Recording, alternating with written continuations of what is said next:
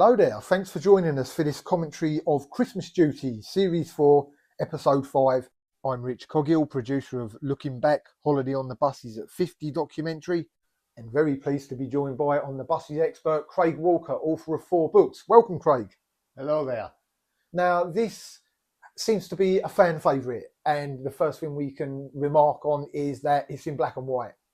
Yeah, there was a colour technician strike affected BBC and ITV Sirius at the time. Obviously, On the Buses had already went into colour for Sirius 3 and the start of Sirius 4, and then there was a number of episodes in Sirius 4 that were affected and were in black and white, like this episode here. So they're flying along nicely by now, and it's at the height of its popularity, and by the end of this series, focus turns to the first spin-off film.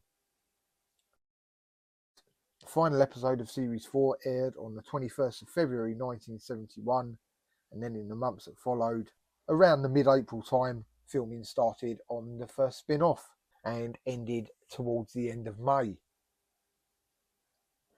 The film was released in August 1971 on a £90,000 budget, $2.5 million at the box office. The catchy theme tune to this series is Happy Harry, composed by Tony Russell.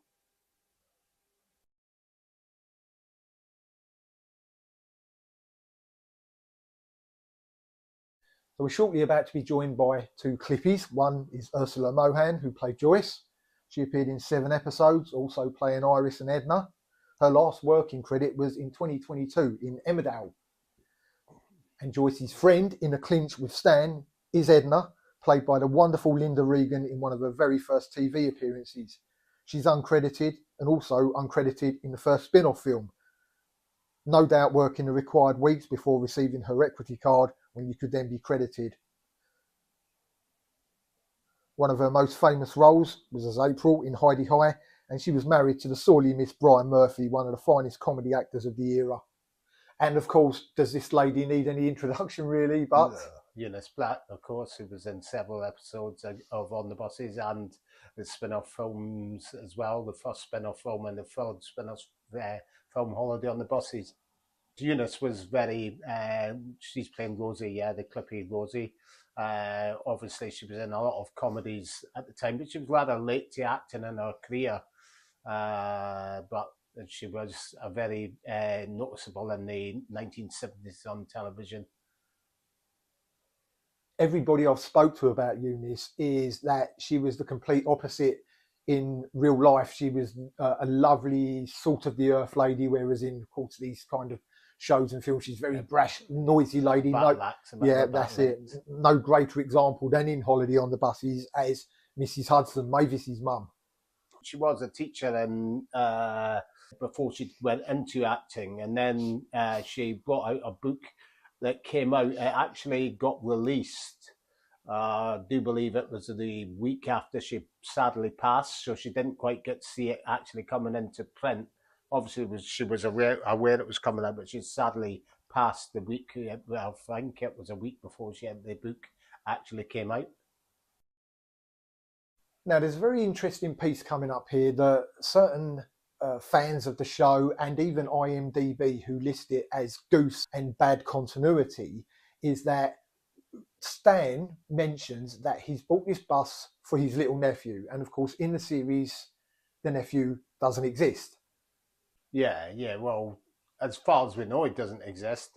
We don't know of any siblings that Stan might have had that is just not written into the Sirius scripts or anything like that. Just because they're never referred to, it can't be said that they definitely didn't have another brother or sister that wasn't spoken about. Just like there's an earlier episode when they're speaking about their Uncle Herbert, and Mum says, "Oh, we don't talk about him." So it could be a relative brother or sister like that they don't talk about for some reason. It's nothing really to get too picky about, really. I mean, these were comedy series, not something to be looked at in the minute detail.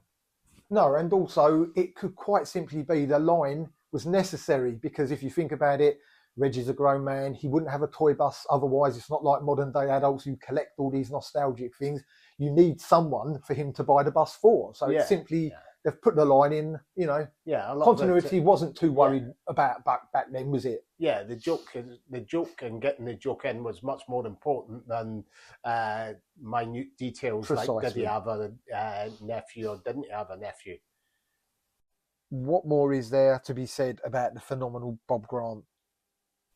Oh yeah, Bob was really great in his role there. I mean, the way that he had the chemistry there, and obviously in real life it was very poshly spoken. It sounded nothing like the character that he voice that he had for Jack here.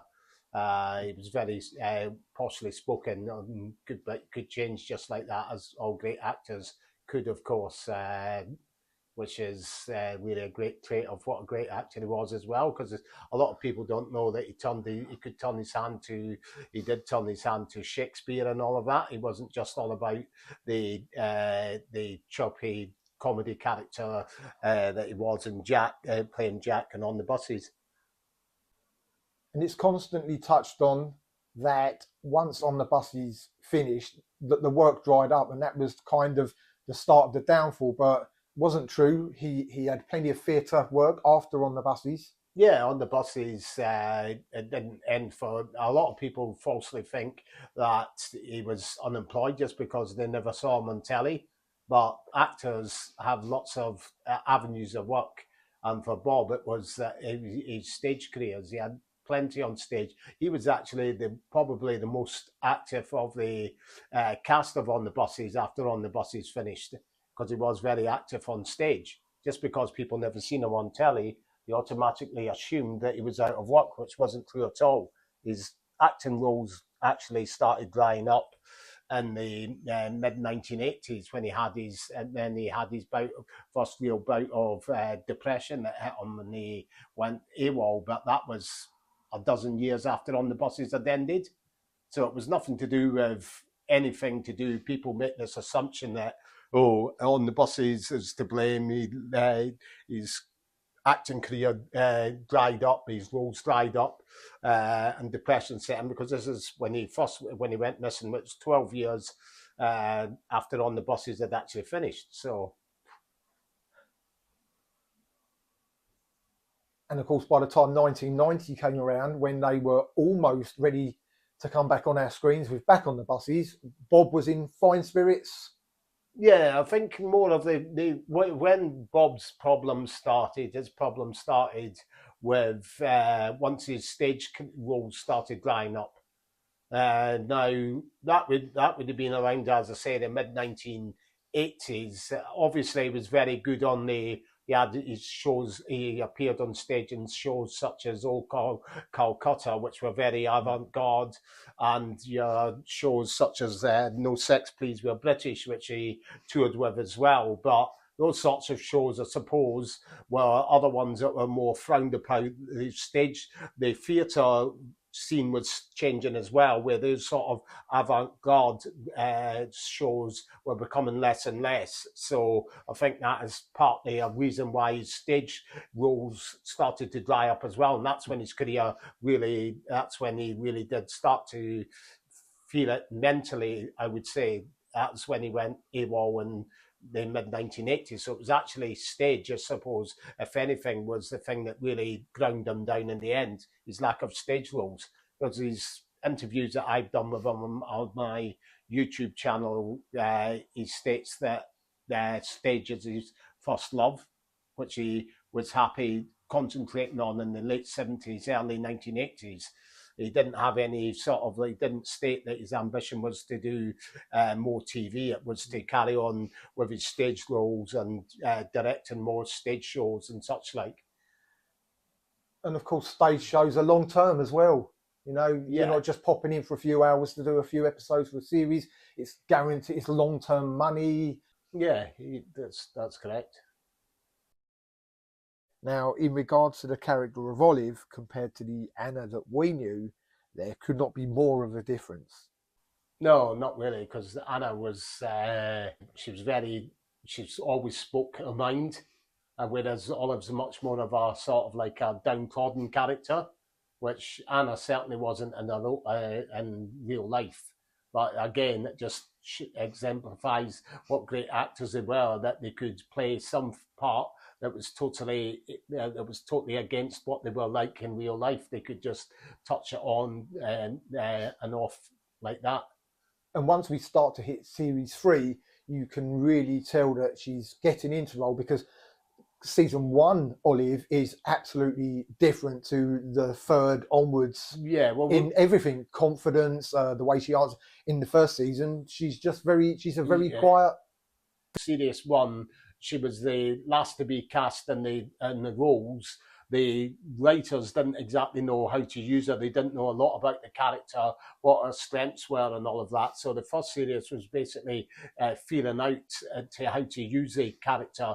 And then once they had got to know the character a little bit more and how they could use her talents, they started bleeding that. She got more funny lines in series 2. So it wasn't really Anna's fault in any way. It was just the way that the scripts were. A lot of the characters, if you watch series 1 of On the Buses, are slightly different to what they became.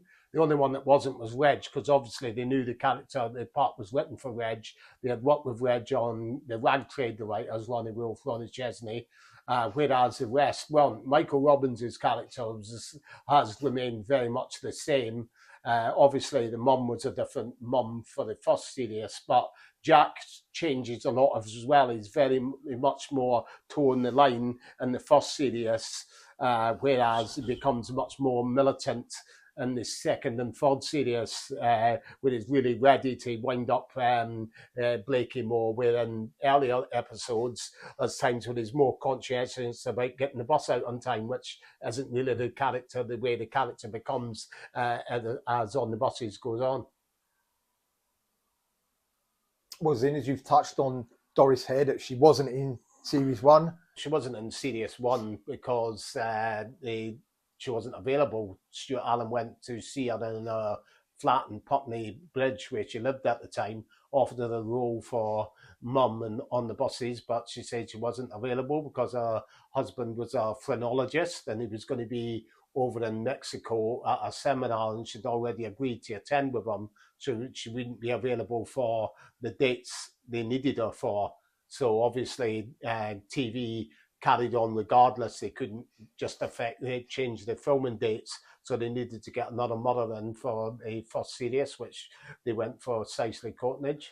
I think she gets kind of a rough ride, an unnecessary one, because it's a brand new series. She was a very classy actress, and when you're coming in, it's because obviously we're able to see all the series that follows and compare Doris's amazing performances to Cicely's, but Cicely was coming in blind, as you've said, are most of the characters, and it's only when you've been on board for a certain amount of time that you can start to develop that character, and of course Cicely was gone. So, well, what you've got to remember as well is obviously the first series was a shot in the dark, as it were.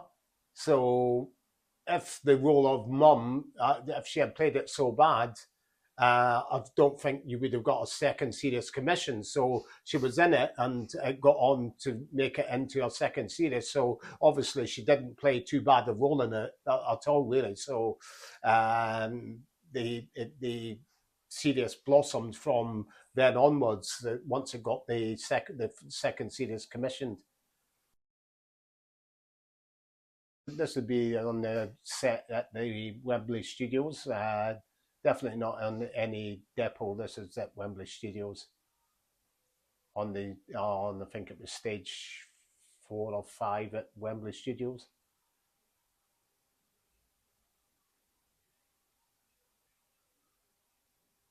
And why do you think they picked the depot that they did to film at when it was occasionally seen on location?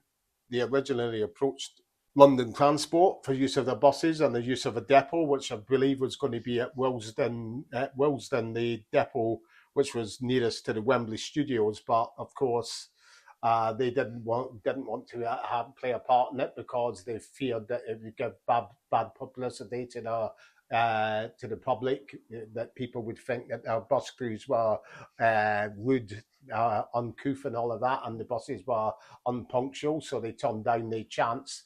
And the next bus company that they went to was Eastern National, and their depot closest to Wembley was the one at Wood Green on on Lordship Lane, demolished in the at the end 1980s, early to mid 1980s, and on that site now is Omnibus House.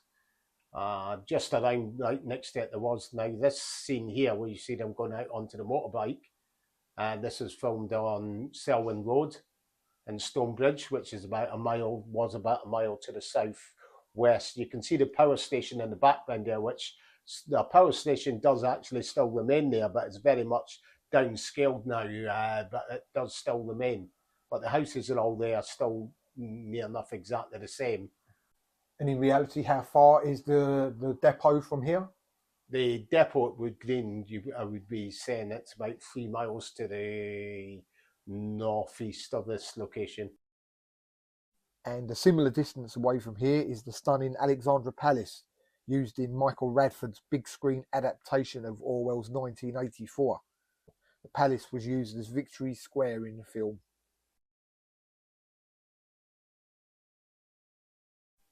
This motorbike here, registration JVB54, was last taxed in the early 2000s.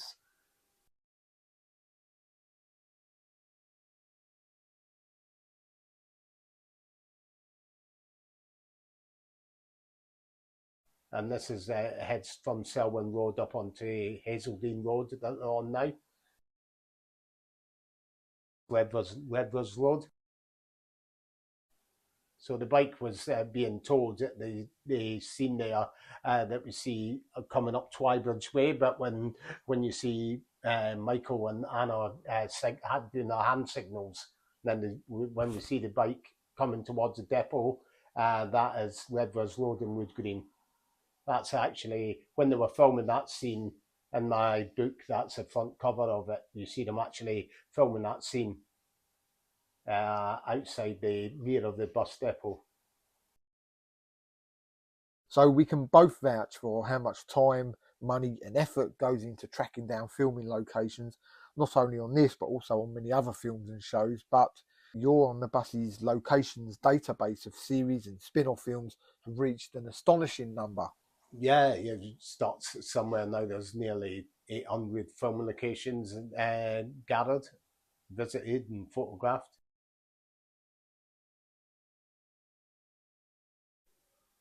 One thing Anna Karen and Michael Robbins had in common in their personal life was they were both members of the Grand Order of Water Rats, a British entertainment charitable organisation in London. Anna was in the sister organisation, the Grand Order of Lady Ratlins.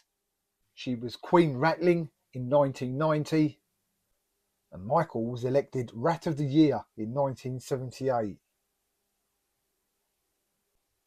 At the 1982 Variety Club of Great Britain Awards, Doris Hare won an award for contributions to show business. Stock footage of the fire engine? I would think so, yeah.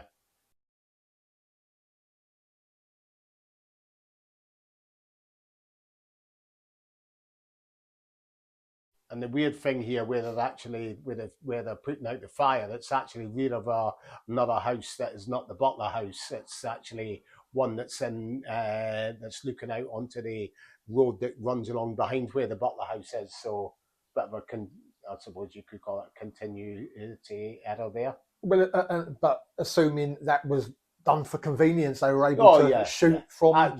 So you could see the view of the back window, basically, which you couldn't really see without clambering through back gardens to get the optimum shot from the actual Butler house.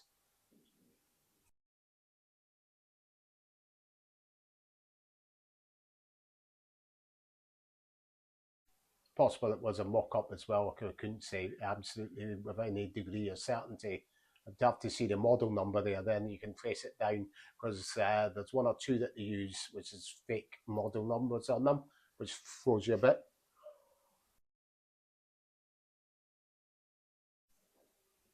And this actually did air on Christmas Day in 1970, back in the good old days when Christmas television was rammed solid with all your favourite series and comedies.